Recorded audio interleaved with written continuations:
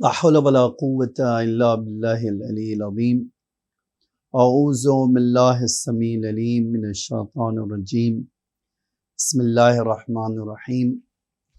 الحمد لله الذي لا يبلغ مدحته القائلون ولا يحصي نعماءه العادون ولا يودي حقه المجتهدون الذي ليس لصفته حد محدود ولا نعت موجود ولا أجل ممدود فطر الخلائق بقدرته ونشر الرياح برحمته ووتد بالصخور ميدان أرضه ثم الصلاة والسلام والتحية والإكرام على بشير النذير والسراج المنير حبيب إله العالمين أبي القاسم المصطفى محمد اللهم صل على محمد وعلى آله الطيبين الطاهرين المعصومين المظلومين الغر الميامين لا سيما الإمام المبين بقية الله في الأرضين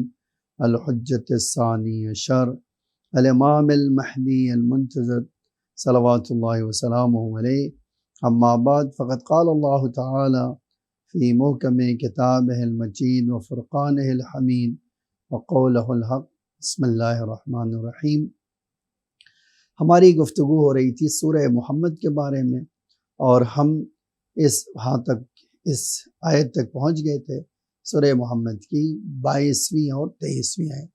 23ویں آیت میں اللہ تعالیٰ ارشاد فرماتا ہے اولئک الذین لعنہم اللہ فاصمہم واعمی ابصارہم.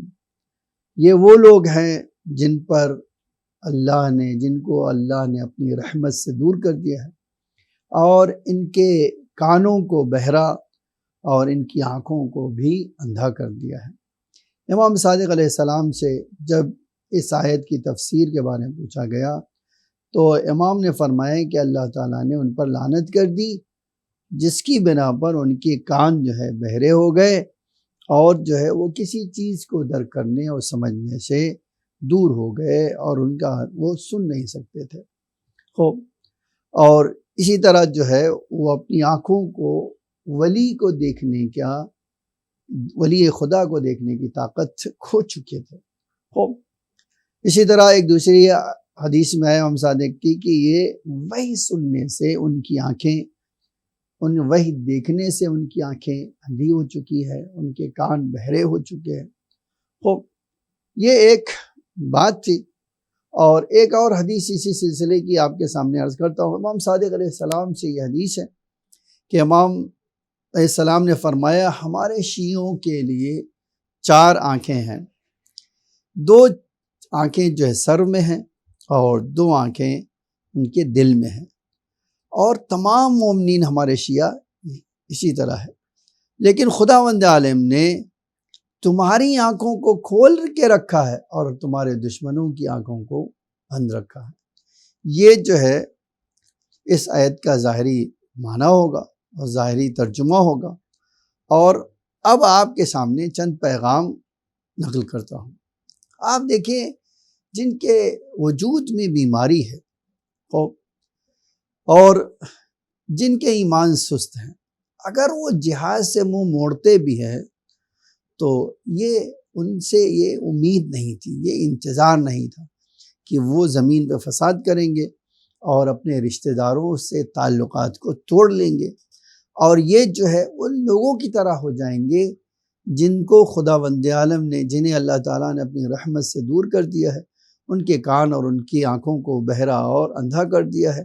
اب وہ نہ تو کوئی حق سنتے ہیں اور نہ ہی حق کوئی دیکھتے ہیں. عزیزان گرامی، آج پھر میں آپ سے بھول گیا، اور آپ سے ایک درخواست ہے ایک سورہ حمد کی، مرحوم امداد علی کرم علی چول والا اور ان کے مرحومین کے لیے. بسم اللہ الرحمن الرحیم. الحمدللہ رب العالمین الرحمن الرحیم مالک یوم الدین ایاک نعبد و ایاک نستعین اهدنا الصراط المستقیم صراط الذین انعمت علیہم غیر المغضوب علیہم ولا الضالین. بسم اللہ الرحمن الرحیم. قل هو الله احد الله الصمد لم يلد ولم يولد ولم يكن له كفوا احد. بسم الله الرحمن الرحیم.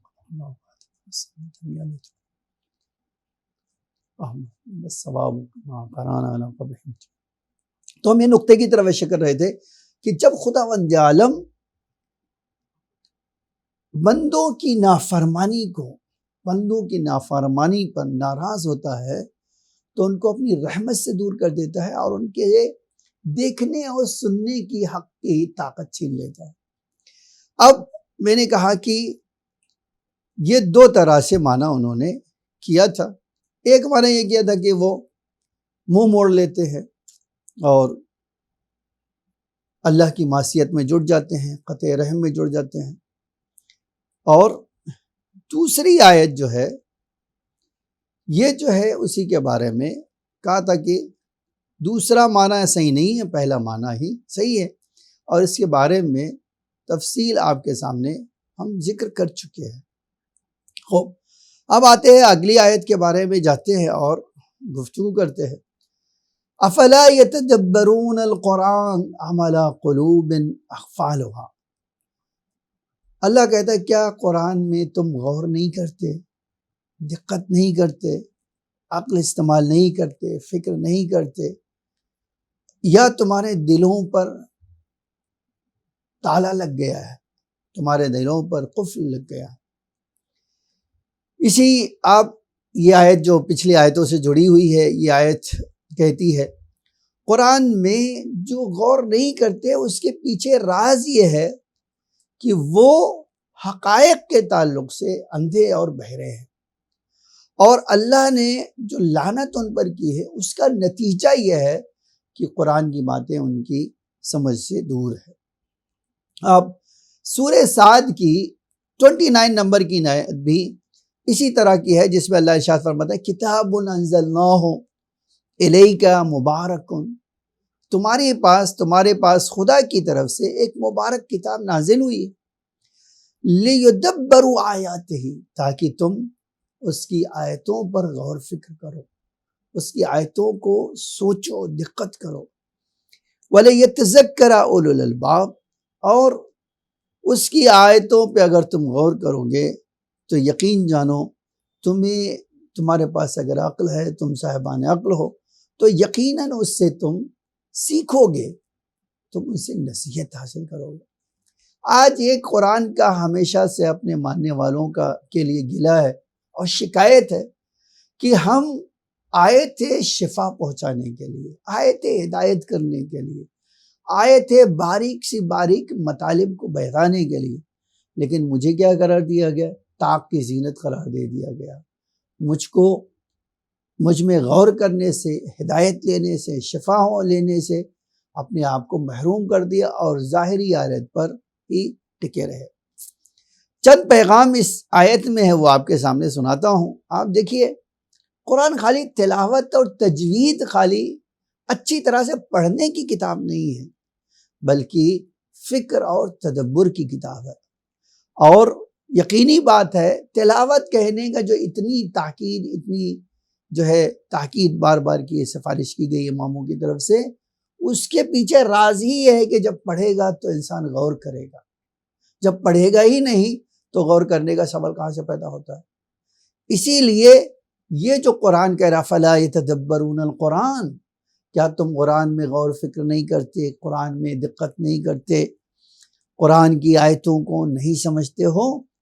اسی لیے ہے کہ آپ اگر سمجھیں گے اس کو تو آپ کی زندگی بدل جائے گی، اگر سمجھیں گے تو آپ کے دل میں، آپ کے ایمان میں جو بیماری ہے وہ ختم ہو جائے گی، آپ کو جو ظاہری اور باطنی بیماری وہ سب ختم ہو جائے گی۔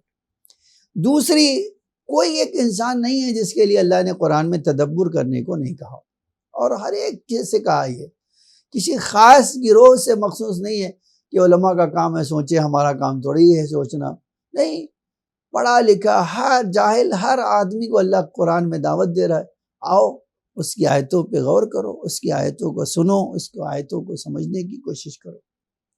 خوب، اب جو لوگ قرآن سمجھنے سے اپنے آپ کو دور کر لیا ہے یا انہوں نے چھوڑ دیا ہے غور کرنا ہی، خوب، اور عام طور سے قرآن کی آیتوں کو پڑھ کے اور نکل جاتے ہیں، وہ اللہ کی طرف سے ان کی سرزنش ہوئی، کہتے تمہارے دل پہ تمہارے جو ہے تالا لگ گیا ہے کیا؟ تمہاری سمجھ میں بند ہو گیا ہے؟ تمہاری سمجھ جو ہے کام نہیں کرتی ہے کیا؟ تو یہ توبیخ اور سرزنش ہے کہ جو لوگ چھوڑ دیتے ہیں وہ لائق مذمت ہے۔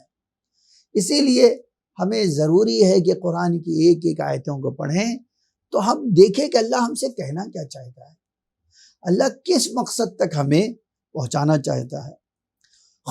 ایک اور شرط جو قرآن سے وہی اچھی طرح سے، قرآن کے معنی سے، قرآن کے بلند معارف سے، قرآن کے علم سے، قرآن کے شفا سے وہی آدمی یقینی طور پر بہرہ مند ہو سکے گا جس کے پاس کیا ہے، دلوں میں گنجائش ہے، جن کو شرح صدر عطا کیا گیا ہے اور ان کا دل کھلا ہوا اور سالم ہے، تاکہ وہ اللہ کی آیتوں میں غور و فکر کر سکے، اللہ کی آیتوں سے وہ چیزیں نکال سکے جو ساری دنیا کے لیے ہدایت اور شفا۔ ایک پیغام اس آیت کا یہ بھی ہے کہ اللہ نے حقائق تک پہنچنے کے لیے بہت راستے رکھے۔ ایک راستہ وہ ہے دل اور آپ کا آنکھیں ہیں، آنکھ اور دل ہے۔ اسی لیے اگر تمہارے دلوں پہ قفل پڑ گیا ہے، یہ بتانا چاہتا ہے کہ انسان اپنے دل سے بہت ساری باتیں سمجھتا ہے۔ اسی طرح جو ہے عقل کی اور صحیح دل کی اور صحیح عقل کی نشانی کیا ہے؟ تمام آیتوں میں خدا کی غور و فکر کرے اور خدا وند عالم نے جو کہا ہے اس کو جو ہے اچھی طرح سے غور فکر کرے۔ آتا ہوں آپ کو روایتیں سناتا ہوں ایک دو۔ امام صادق علیہ السلام سلیمان ابن خالد کہتے ہیں چھٹے امام نے فرمایا، یا سلیمان ان لکا قلبا و مسامع، اے سلیمان تمہارے لیے اللہ نے دل اور سننے والا کان دیا ہے۔ کیا یہ ایک سوال کبھی نہیں ہوتا کہ امام کہہ رہے سننے والا کان؟ اس کا خود مطلب یہ ہے کہ بہت سارے دنیا میں ہر انسان کو کان ملا ہے، لیکن ہر انسان کے پاس صلاحیت نہیں ہے کہ وہ اللہ کی آیتوں کو سن سکے، اس کے مفاہیم اور اس کے بلند معارف کو اور بلند مطالب کو درک کر سکے۔ پھر امام فرماتے ہیں، اے سلیمان وَإِنَّ اللَّهَ إِذَا أَرَادَ أَن يَهْدِيَ عَبْدًا، اے سلیمان جب اللہ اپنے بندے کی ہدایت کرنا چاہتا ہے فَتَحَ مَسَامِعَ قَلْبِهِ، تو ایک کام کرتا ہے، اس کے دل کے سننے کے دروازوں کو کھول دیتا ہے، اس کے دل میں جو دریچے ہیں اس کو کھول دیتا ہے تاکہ اللہ کی ہدایت اس میں داخل ہو جائے۔ وَإِذَا أَرَادَ بِهِ غَيْرَ ذَلِكَ، اور اگر اللہ کسی بندے کو اس کے برے اعمال کی بنا پر ہدایت نہیں چاہتا ہے، ختم مسامع قلبہ، تو اللہ اس کے دل کے دریچوں پر کیا کرتا ہے؟ مہر لگا دیتا ہے۔ فلا یصلح ابدا، بس وہ کبھی بھی دل صحیح سالم پاکیزہ نہیں ہو سکتا جس میں ہدایت کی باتیں آ جائے۔ پھر امام نے یہ آیت پڑھی، افلا یتدبرون القرآن ام علی قلوب اقفالها، کیا آپ قرآن پر غور و فکر نہیں کرتے یا ان کے دلوں پر مہر لگی ہوئی ہے، ان کے دلوں پر تالے پڑے ہوئے ہیں۔ ایک اور حدیث آپ دیکھیے، یہ کنز الفوائد للکراجکی میں یہ حدیث ہے اور بہت لطیف نقطے کی طرف امام نے اشارہ کیا، مثال دکھائی ہے کہ کیسے لوگ قرآن کی آیتوں کو نہیں سمجھتے، ان کے سامنے ہوتی ہے لیکن اس کے معارف کو، اس کی باتوں کو سمجھنے سے وہ قاصر ہوتے ہیں، ہرگز اس کو سمجھ نہیں سکتے۔ اور ایک بڑا مشہور واقعہ ہے، امام صادق علیہ السلام کے ساتھ ابو حنیفہ کھانا کھا رہے تھے۔ امام جب کھانے سے فارغ ہو گئے اور تو اس وقت یہ جملہ فرمایا، الحمدللہ رب العالمین، اے اللہ یہ تیری طرف سے ہے اور تیرے نبی محمد کی طرف سے ہے۔ ابو حنیفہ نے امام صادق علیہ السلام پر اعتراض کیا اور کہا کہ کیا آپ نے خدا کے ساتھ کسی کو شریک قرار دیا ہے؟ کیا آپ اللہ کے ساتھ کسی کو شریک قرار دے سکتے ہیں؟ امام نے فرمایا، وائے وہ تجھ پر، خداوند عالم قرآن میں فرماتا ہے وَمَا نَقَمُوا إِلَّا أَنْ أَغْنَاهُمُ اللَّهُ وَرَسُولُهُ، یہ لوگ آپ سے انتقام نہیں لے رہے ہیں، بلکہ آپ سے جو یہ انتقام لے رہے ہیں کیونکہ خدا اور رسول نے اپنا فضل و کرم آپ پر بھیج کر آپ کو بے نیاز کر دیا۔ آپ کو ان کافروں کی ضرورت نہیں ہے، ان کے مشرکوں کی ضرورت نہیں ہے۔ تو چونکہ اللہ اور اللہ کے رسول نے اپنے دوستوں کو ان ظالم حکمرانوں کے سامنے ہاتھ پھیلانے سے بے نیاز کر دیا ہے، اس لیے یہ لوگ آپ سے اے اللہ کے رسول، اے ہمارے رسول، یہ آپ اور آپ مسلمانوں سے اور مومنین سے انتقام لے رہے ہیں۔ خوب، سورہ توبہ آیت نمبر 74، یہ یاد رکھیے گا۔ یہ جو بہت سارے لوگ شرک کی جو آواز بلند کرتے ہیں، اور جو یہ آج ہمارے کچھ جوانوں کے دلوں میں آ گئی ہے کہ ہمیں صرف اللہ سے مانگنا چاہیے۔ اللہ خود کہہ رہا ہے میرا رسول روزی دیتا ہے، میں روزی دیتا ہوں، میرا رسول۔ اب یہ میرا رسول کہنا ہی خود اس بات کی دلیل، اگر اللہ کا رسول روزے دیتا نہ ہوتا، اللہ اس کو یہ پاور نہ دیا ہوتا، یہ طاقت نہ دی ہوتی، تو کیسے اللہ خود کہتا ہے قرآن میں کہ اللہ اور اللہ کا رسول بے نیاز کرتا ہے۔ اس سے پتہ چلتا ہے کیا کہ ہم ڈائریکٹلی رسول اللہ کو کہہ سکتے کہ اللہ کے رسول ہمارا یہ کام کر دیجیے۔ خوب، ایک اور جگہ قرآن ارشاد فرماتا ہے، اور یہ سورہ توبہ کی آیت نمبر 59 ہے۔ خوب، اس حالت میں کہ اگر خدا اور جو رسول اللہ نے انہیں عطا کیا ہے، اگر جو چیز اللہ اور اللہ کے رسول نے انہیں عطا کیا ہے اگر اس پہ راضی ہوں تو کیا ہوگا؟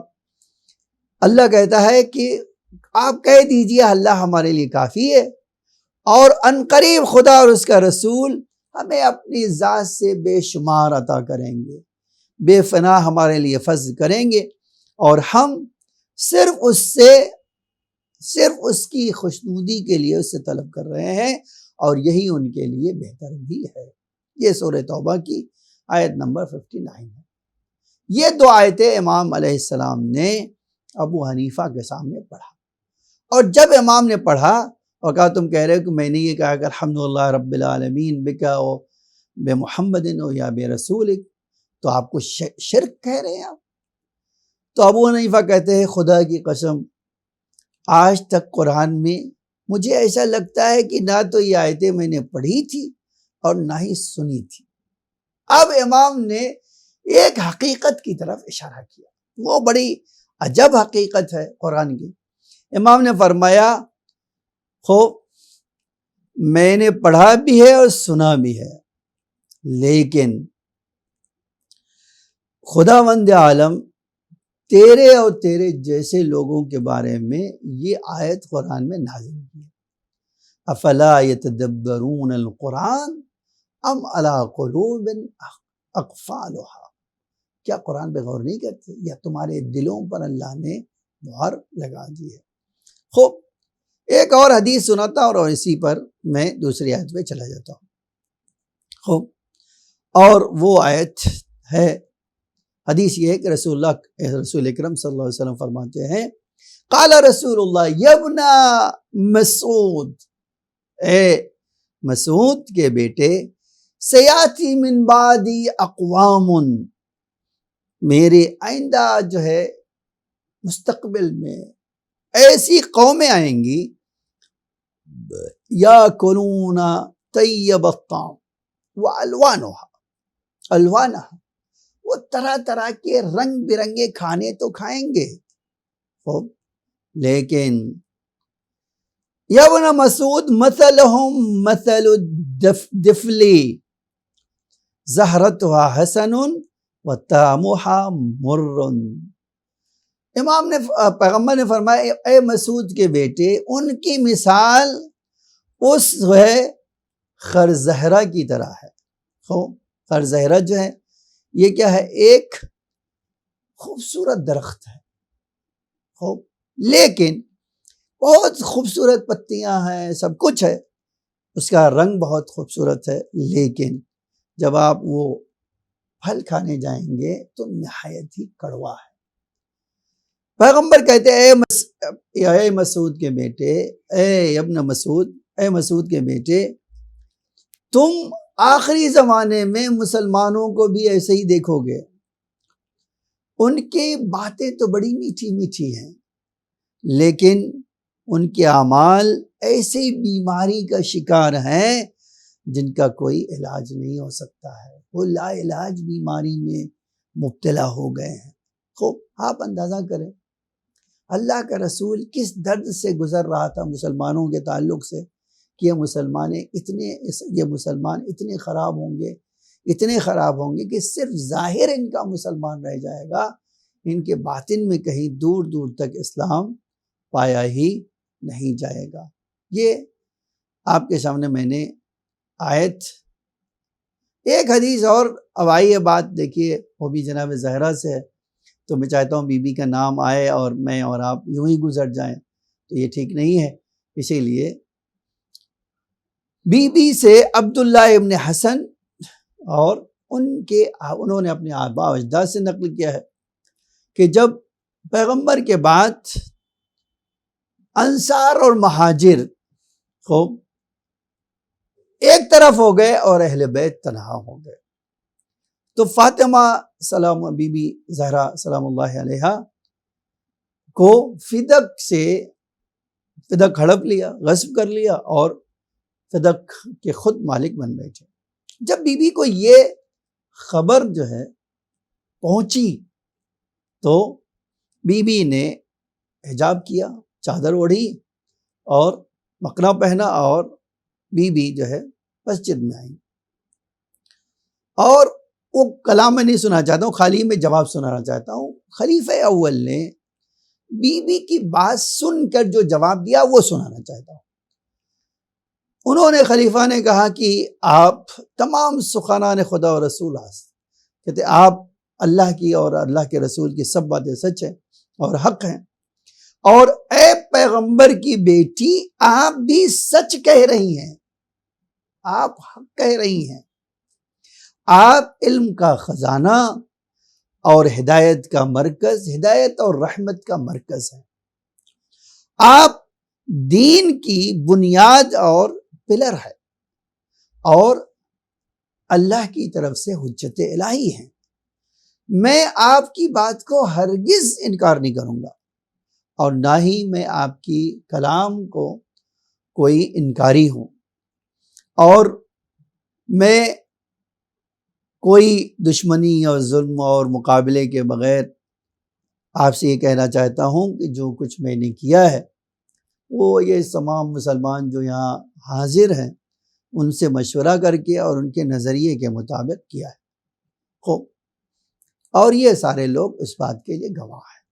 اب آپ مجھے جو جملہ سنانا تھا وہ یہ سنانا تھا، بی بی نے لوگوں کی طرف رخ کیا اور فرمایا، اے مسلمانوں کے گروہ، بہت جلد تم نے باطل کے انتخاب باطل کو منتخب کرنے میں بڑی جلد بازی سے کام لیا، اور 100% باطل کی طرف چلے گئے، حق کو چھوڑ گئے۔ پھر اس کے بعد یہ آیت بی بی نے پڑھی، افلا یتدبرون القرآن ام علی قلوب اقفالها، ایسا نہیں ہے کہ جیسا آپ سوچتے ہیں، بلکہ آپ کے دلوں پر مہر لگی ہے، آپ کے دلوں پر قفل لگ گیا ہے۔ خوب، آپ اس سے اندازہ لگا سکتے ہیں کہ یہ آیت کس بات کا پیغام لے کر آئی ہے، جو میں نے آپ کو چند حدیثوں کے ساتھ اور اس کے مفاہیم کے ساتھ سنا دیا۔ اب ہم جاتے ہیں 25ویں آیت پر، یہ 24ویں آیت تھی، ان الذین ارتدوا علی ادبارہم من بعد ما تبین لہم الہدی الشیطان سول لہم واملی لہم۔ خوب، یہ آیت کہتی ہے کہ وہ لوگ جو مسلمان ہونے کے بعد، ہدایت سمجھنے کے بعد، ان کے لیے ہدایت کا راستہ کلیئر ہو گیا، معجزات دیکھ لیا، علم پیغمبر دیکھ لیا، وحی کا نزول دیکھ لیا، سب دیکھ لیا، اور اس کے باوجود جیسے ہی پیغمبر نے منہ موڑا یا پیغمبر کی زندگی میں وہ کیا ہے، پرانے دین پر اور پرانے کفر اور شرک پر پلٹ گئے۔ اللہ کہتا ہے الشیطان سول لہم، شیطان نے ان کے لیے کیا کیا ہے، شیطان نے ان کے گزشتہ اور باطل عمل کو سجا دیا ہے، زینت دے کر بڑا بنا کر پیش کیا اور دکھایا ہے۔ اور دوسرے کیا ہے، وہ عمل لہم، اور انہیں لمبی آرزو کا فریفتہ بنا دیا ہے، انہیں لمبی آرزو میں پھنسا دیا ہے۔ خوب، اب آپ دیکھیے ایک بڑا واضح پیغام امام صادق فرماتے ہیں ان الذی ارتدوا علی ادبارہم سے مراد کہ انہوں نے کیا کیا ہے، ولایت علی علیہ السلام کو چھوڑ کر کیا کیا ہے، ایمان سے اپنا دامن جھاڑ لیا ہے، ایمان کو چھوڑ دیا ہے۔ یعنی یہ اس سے مراد وہ لوگ ہیں جنہوں نے اہل بیت علیہ امام علی علیہ السلام کی ولایت کو چھوڑ کر کیا کیا ہے، ایمان سے بھی ہاتھ دھو بیٹھے ہیں۔ خوب، یہ ان لوگوں کے بارے میں نازل ہوئی۔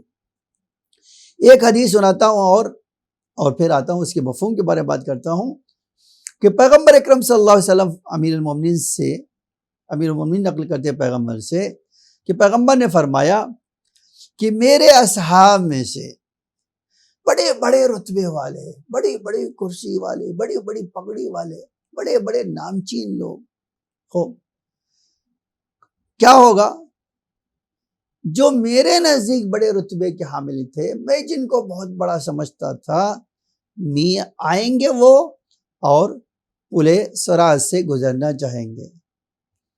جب میں پلِ صراط کی طرف انہیں گزرتے ہوئے یا جاتے ہوئے دیکھوں گا تو اور وہ مجھے دیکھیں گے اور میں انہیں پہچانوں گا اور وہ مجھے پہچانیں گے، اور انہیں میرے سامنے سے دور جب کیا جائے گا تو میں کہوں گا، میں آواز دوں گا، اے اللہ یہ میرے اصحاب ہیں، میرے اصحاب ہیں۔ پھر انہیں اللہ کے رسول سے کہا جائے گا، اے میرے حبیب آپ نہیں جانتے آپ کے بعد ان لوگوں نے کیا کیا۔ یہ آپ کے بعد جو ہے، جیسے ہی آپ ان کے درمیان سے چلے گئے، یہ خود اپنے پرانے دین اور جاہلیت پر پلٹ گئے، اور میں کہوں گا اس اللہ کے جواب کے مقابل میں، خوب اے اللہ تیری رحمت سے یہ دور ہوں اور یہ مردہ باد۔ ہمارے جو مردہ باد کہتے ہیں، اللہ کا رسول کہتا ہے کہ میں کہوں گا ان کے اوپر موت ہو، مردہ باد ہیں یہ لوگ، اور اے اللہ تو اپنی رحمت سے انہیں دور کر دے۔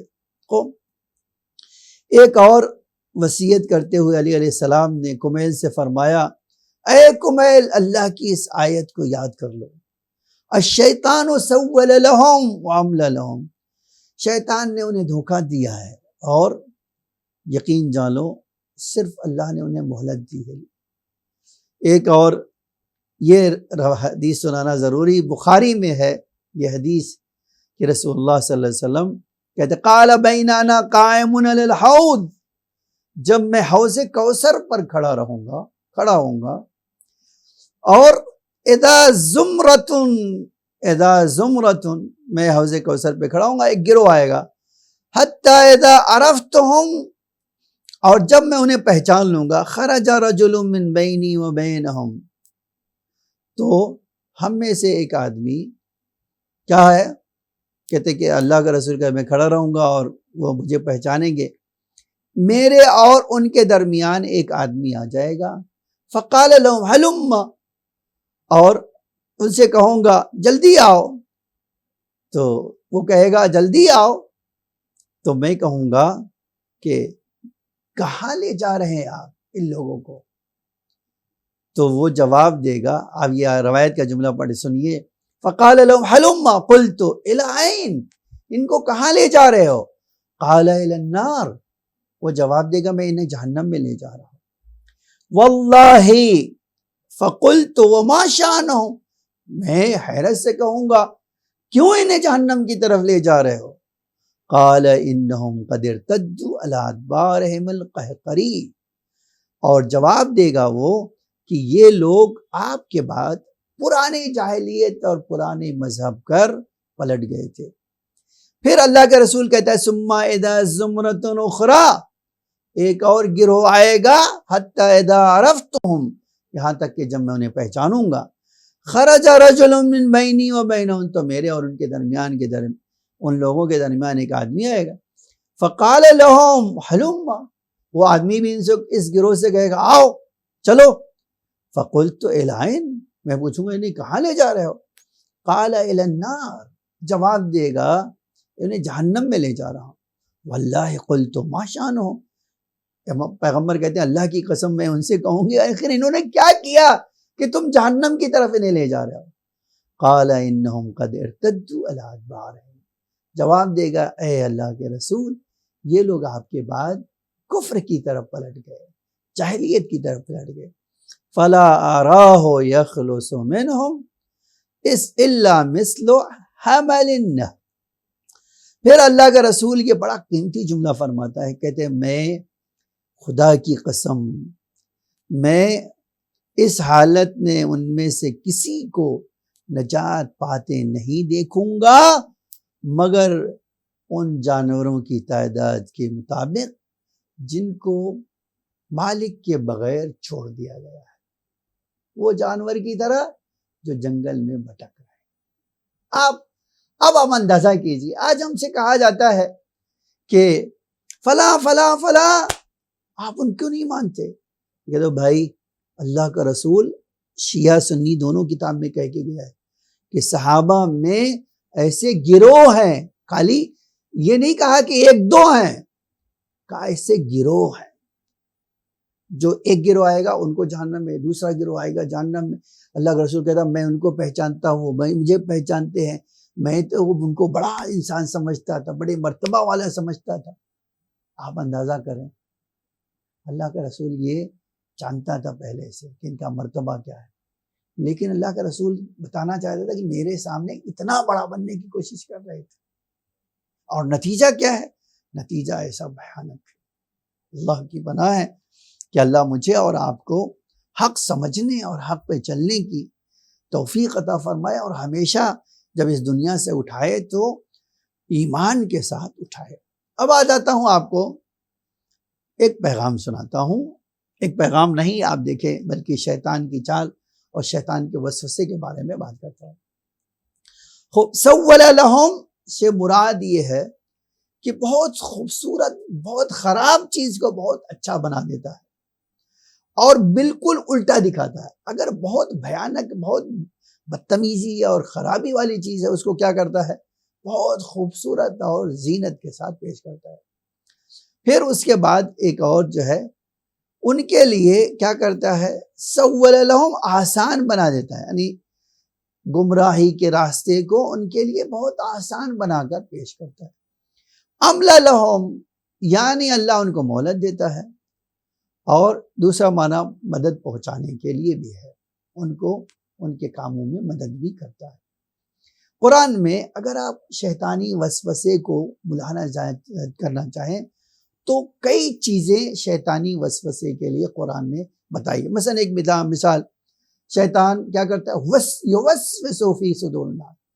دوسرے قرآن کہتا ہے کہ شیطان برائی اور فساد اور خرابی کی دعوت دیتا ہے، اس پہ چلاتا ہے، برے کام کو اچھا بنا کر پیش کرتا ہے، اور انسانوں کے دلوں میں خوف، وحشت اور دشمنی پیدا کرتا ہے، فقر اور فقیری اور جو ہے ناداری کا کیا کرتا ہے؟ وعدہ دیتا ہے کہ تم ایسا کرو گے تو فقیر بن جاؤ گے، خوب، اور مکرنا، وعدے سے مکرنا، بات کہہ کے پلٹ جانے کا ترغر سکھاتا ہے، اور اسراف اور خدا کے راستے سے، خدا کو یاد کرنے سے روکتا ہے، اختلاف اور لوگوں کے درمیان فساد اور اختلاف پیدا کرتا ہے، دشمنی پیدا، ظلم اور نافرمانی پہ آمادہ کرتا ہے، شک اور تردید ایجاد کرتا ہے، شرک و انحراف اور لمبی لمبی آرزویں پیدا کرتا ہے۔ آپ اتنے سارے میں نے آپ کو ذکر کیا، یہ سب قرآن بتاتا ہے۔ اب اگر کوئی شیطانی وسوسہ جاننا چاہتا ہے کہ میرے اندر ہے یا نہیں ہے، تو آپ بڑا آسان طریقہ ہے، وہ آسان طریقہ کیا ہے کہ آپ جان لیں کہ ان میں سے کوئی چیز میرے اندر ہے کیا. اگر ہے تو آپ جان جائیے شیطان نے کہیں نہ کہیں سے آپ کو ٹریپ کر لیا ہے، مجھے ٹریپ کر لیا ہے اور ہمیں دھوکہ دے رہا ہے اور ہم بری طرح پھنس چکے ہیں. ایسے میں آزادی کے لیے کیا راستہ ہے ہمارے پاس؟ اللہ کہتا ہے 2 راستہ تمہارے پاس ہے. ایک تو شیطان کو اپنا دشمن سمجھو، کبھی اس کو اپنا دوست نہ سمجھو، اور ہمیشہ اللہ کی بارگاہ میں شیطان مردود سے پناہ چاہو. اعوذ باللہ من الشیطان الرجیم، یا قرآن کے جملہ اما ینزغنک من الشیطان نزغ فاستعذ باللہ. تم اللہ سے پناہ مانگو کہ اللہ اس تمہارے سخت دشمن سے تمہیں بچا لے. اور یہ شیطانی دشمن جو شیطان ہے 2 طرح کا ہے، باہر کا بھی ہے شیطان سول لہم، یہ ان کے اندر کی بات ہے، شیطان ان کے لیے برے اعمال کو اچھا بنا کر پیش کرتا ہے. اور وَكَذَلِكَ سَوَّلَتْ لِي نَفْسِي، یہ انسان کے جو ہے وہ باہر والا ہے. انسان جو ہے کیا کرتا ہے؟ اپنے نفس میں بربادی کی طرف، تباہی کی طرف جاتا ہے. خوب، اب 3-4 پیغام سناتا ہوں اور اس کے بعد والی آیت کی طرف جاتا ہوں. پہلا یہ کہ آپ اگر کوئی شیطانی وسوسوں پہ کان دھرے گا، توجہ کرے گا، تو ایمان میں کیڑے لگ جائیں گے، ایمان اس کا بری طرح مشکل کا شکار ہو جائے گا. اور آخر کیا ہوگا؟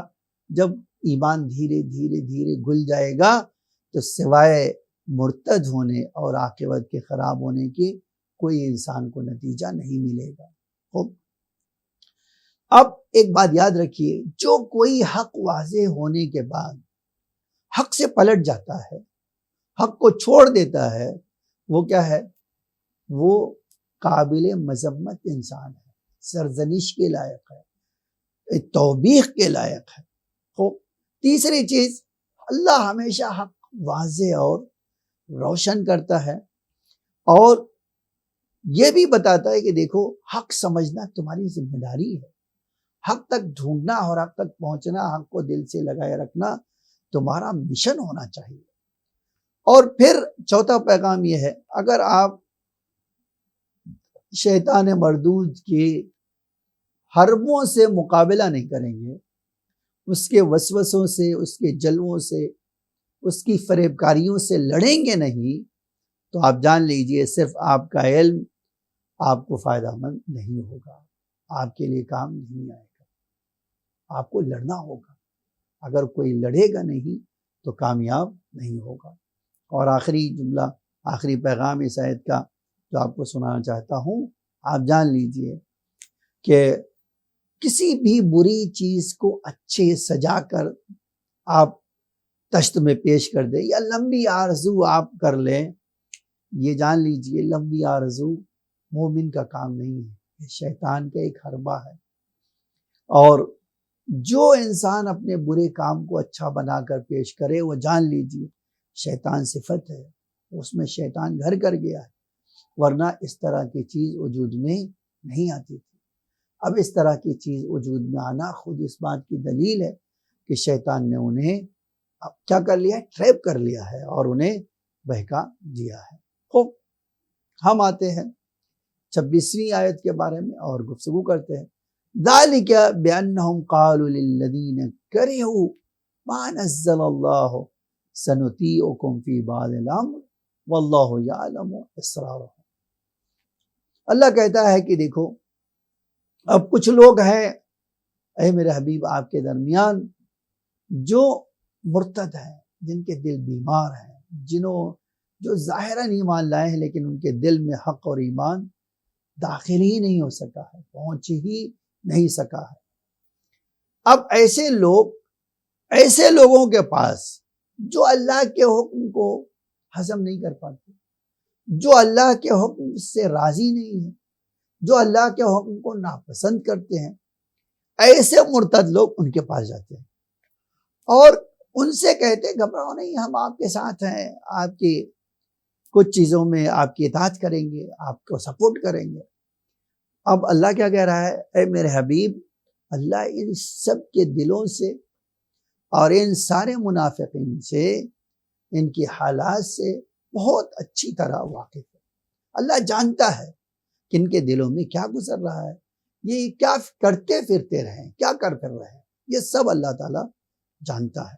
خوب، اب یہی آنا چاہتا ہوں، منافقین جو مدینے میں منافقین تھے وہ یہودیوں کے ساتھ بھی تھے، وہ خالی یہودیوں کے ساتھ ہی نہیں تھے بلکہ پیغمبر کے مخالف تھے، اور یہی نہیں کہ مخالف تھے بلکہ جو ہے وہ یہودیوں سے مل کر پیغمبر کی مخالفت کرتے تھے۔ شاید مراد اس سے یہ ہو للذین کرہوا ما نزل اللہ، وہ لوگ جو ناپسند کرتے ہیں اللہ کی نازل کرنے کی ہوئی چیزوں کی طرف، خوب وہ ایسے کافر ہیں کہ جن کا نام سورہ کی ابتدا میں، سورہ کی شروعات میں لیا گیا ہے۔ خوب، پیغام اس کا سن لیجئے، اس آیت کا پیغام کیا ہے وہ سن لیجئے۔ افراد ہمیشہ، کچھ لوگ آپ سب کو راضی نہیں کر سکتے، دنیا کی قانون ہے، آپ دیکھ لیجئے، آپ سب کو راضی کرنا چاہیں آپ کے بس میں نہیں ہے کہ آپ ہر انسان کو راضی کر سکیں۔ خوب، اسی لیے جو ہے ہمیشہ وہ لوگ جو اللہ کے قانون سے ناراض ہوتے ہیں، ہمیشہ وہی مخالفت کا شکار بن جاتے ہیں، یا آپ کہہ سکتے ہیں کہ دشمن انہی کو اپنا تیر بہدف قرار دیتے ہیں، انہی کے اوپر اپنا تیر نشانے پر لگاتے ہیں۔ خوب، دوسرے یہ کہ منافق افراد جو ہے وہ لوگ ہیں جو اللہ کے حکم سے بڑے مخالف ہیں، ان کے دلوں میں بڑا غصہ ہے وہ، اور وہ جو ہے وعدہ کرتے ہیں کس بات کا، ہم آپ کا سپورٹ کریں گے، آپ کی حمایت کریں گے، آپ کی ہدایت کریں گے، یہ سب چیزوں کا وہ وعدہ بھی کرتے ہیں۔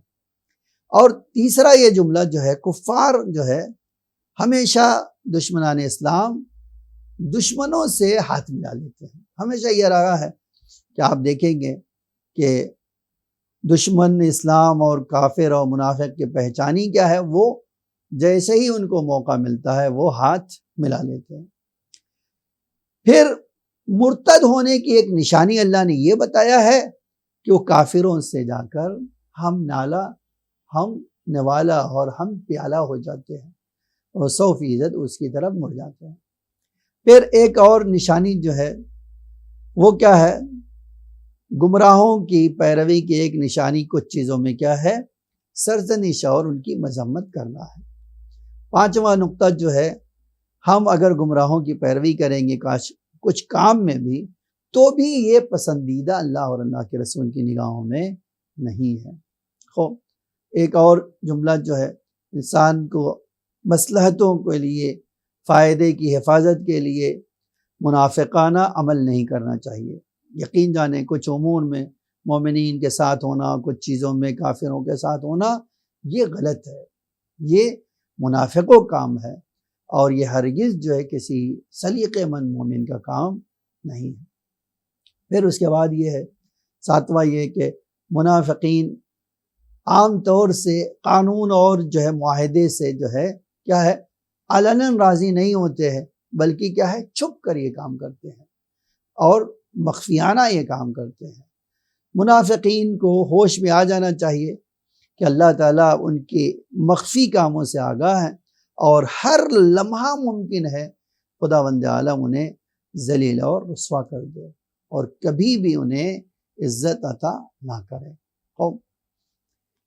آتے ہیں آیت آپ سناتے ہیں، آپ کو اس سلسلے کی روائی تفسیر سناتے ہیں، اور وہ روائی تفسیر یہ ہے، امام صادق علیہ السلام عن عبد الرحمن ابن کثیر عن ابی عبداللہ علیہ السلام فی قول اللہ تعالی۔ امام صادق جو ہے اس اللہ کے قول کے بارے میں، قلت قولہ تعالی ذلک بانہم قالوا للذین کرہوا ما نزل اللہ، اس آیت کے بارے میں امام سے جب پوچھا راوی نے، تو قال نزلت واللہ فیہما وفی اتباعہما، تو امام نے فرمایا یہ آیت ان دونوں کے بارے میں اور ان کے ماننے والوں کے بارے میں نازل ہوئی۔ وہو قول اللہ عز وجل، اور یہی اللہ کا یہ قول ہے، الذی نزل بہ جبرائیل علی محمد، جو اللہ کا مقرب فرشتہ لے کر کس کے اوپر آیا؟ جناب جبریل رسول اللہ کے لیے لے کر۔ ذالک بانہم قالوا للذین کرہوا ما نزل اللہ، اور یہ ان لوگوں کے بارے میں ہے جو علی علیہ السلام کے بارے میں کوئی چیز نازل ہوتی تھی تو بڑی ناپسندیدگی کا اظہار کرتے تھے، ہرگز اس سے راضی نہیں ہوتے تھے۔ قال دعوا بنی امیہ الی میثاقہم اللہ یسیر الامر فینا بعد النبی، اور یہ کہتے تھے چھوڑو ہمیں، خوب ہم اس عہد و پیمان کو نہیں مانتے ہیں، اور جب تک رسول ہمارے درمیان ہے ہم کچھ نہیں کرتے، لیکن جیسے ہی رسول اللہ ہمارے درمیان سے جائیں گے لا یعطون من الخمس شیئا، ہم انہیں خمس کا 1 روپیہ نہیں دیں گے۔ وقالوا ان اعطیناہم ایاہ لم یحتاجوا، اور اگر ہم انہیں خمس دے دیں گے تو یہ ہم سے بے نیاز ہو جائیں گے۔ ولم یبالوا ان یکون الامر فیہم، اور انہیں کوئی پرواہ نہیں ہوگی کہ خلافت اور ولایت ان کے درمیان رہے یا نہ۔ فقال سنطیعکم فی بعض الامر الذی دعوتمونا الیہ، اب ان کے جواب میں دوسرے منافق کہہ رہے ہیں ہم آپ کی بات کچھ میں مانیں گے۔ خوب وہ کون سی بات مانیں گے؟ وہ الخمس، خمس کے بارے میں آپ کی بات مانیں گے۔